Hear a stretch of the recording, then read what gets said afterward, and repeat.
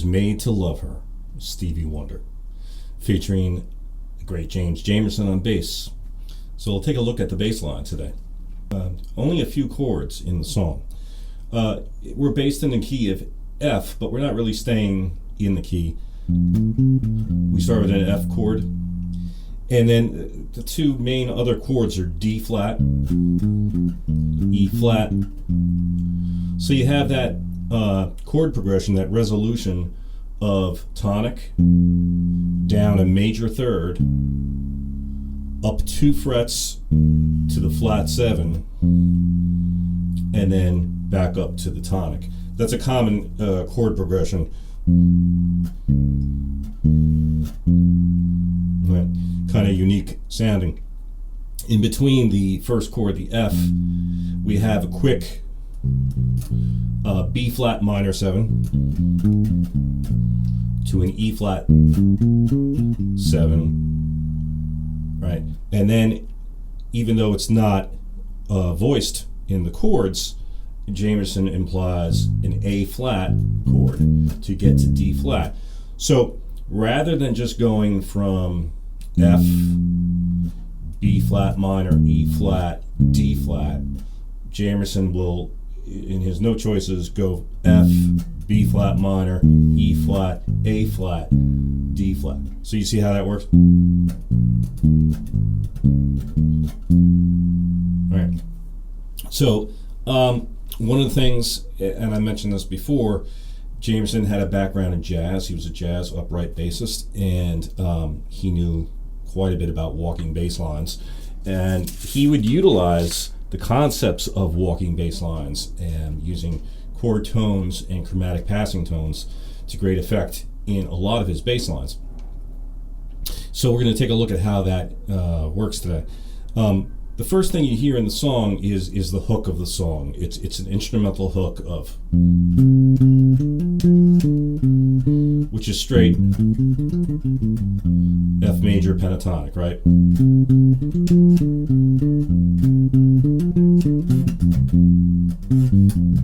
That's it. That's a cool little. All right. So let's take a look at what the first few measures sound like. So, okay. Now, one of the things. All right, this is one of Jamerson's most busy bass lines, and the reason he could get away with it on this song is two reasons, I think. One is harmonically, as I described before, there aren't that many chords in the song, and secondly, rhythmically, it's just 4 to the floor. If you listen to the drums, it's just right here, right? So there was no need to, quote unquote, lock in to some kind of groove. The groove was right there. So, I mean, unless he was just going to play.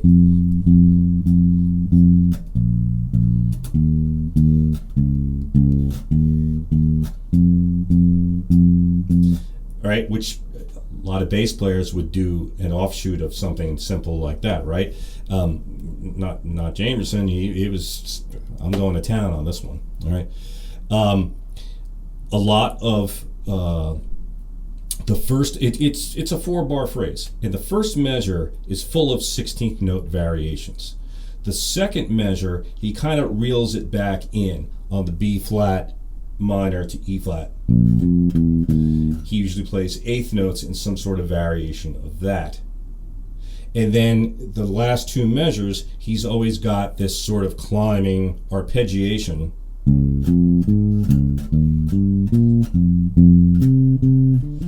And then back to the hook. So, and sometimes, chromatic passing tones there. So let's look at the variations on the first measure. I think that's where the most interesting part of the line is. And this is all on the F chord for 4 beats. We're playing 16th notes leading to a B flat minor 7. Okay, here's the first measure. 2, 3, 4.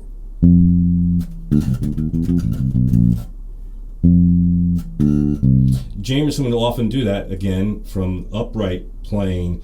Jazz bass players will use the open strings to pivot into another position.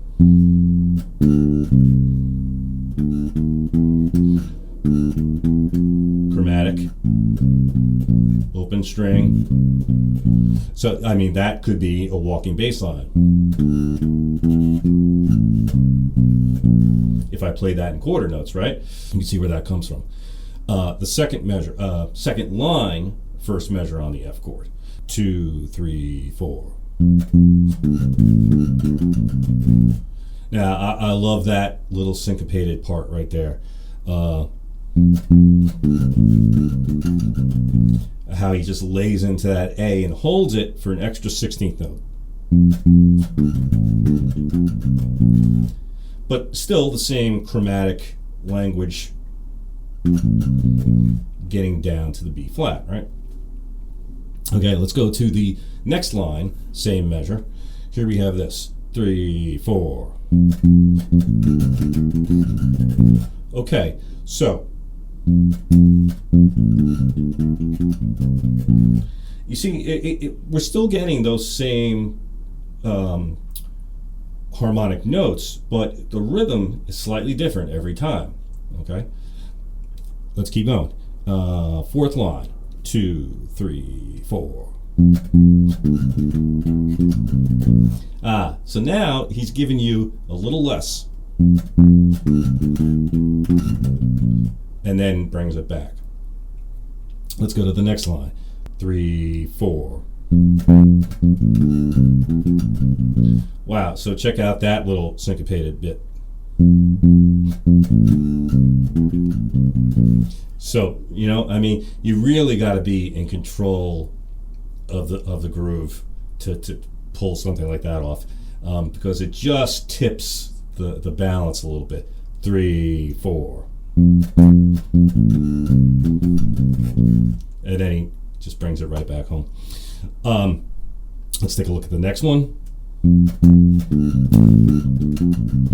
Now that's the same one we had from a couple of lines before.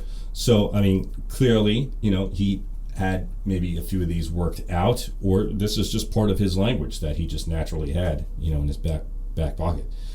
Let's go to the next one. So 3, 4. That's the same one from 2 lines above it. Let's keep going. 2, 3, 4. Same one again. Okay. Which then takes us to the bridge. But for continuity's sake, let's skip the bridge for a minute. Let's keep going to the next verse after the bridge with that same thing. Let's see what we get this time. 2, 3, 4.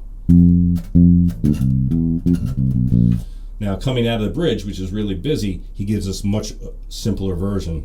And then back to that. Okay, a little bit more. 2, 3, 4. Okay, totally different one there. We haven't heard that yet. So let's see what it is. Nice. I like the syncopation on that. And I like the way he's holding certain notes out.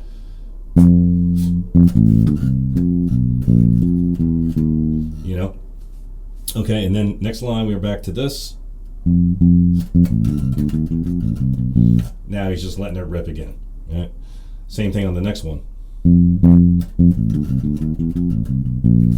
Same thing on the next one.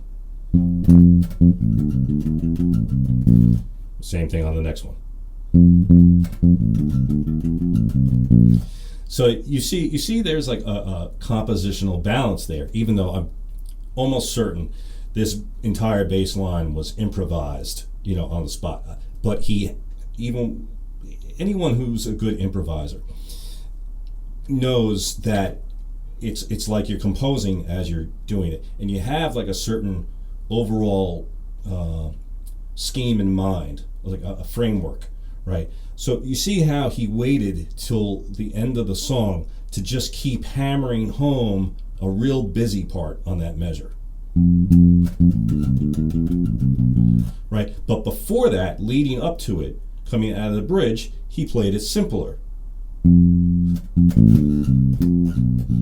know, and those kinds of things. So there's a balance. There's a balance in his playing, and that's one of the things, when if you're interested in a particular performance, it's a bass line, a guitar solo, a chord progression, a drum groove, whatever it may be, and you spend the time to write it out, transcribe it, so on, and study it. Also take a look at the overall pacing of something. You're going to find that the masters of music always had a long-term vision, even just in the scope of a couple of minute song or whatnot. In jazz, you'll find this all the time, where maybe a guy, Miles Davis was the master of this, of a 32 measure chorus, and having a beginning, a middle, and an end in a logical fashion. And all good music has that sort of balance to it. I hope you enjoyed today's breakdown. If you did, please consider subscribing to my channel for more videos like this to come. And thank you for watching.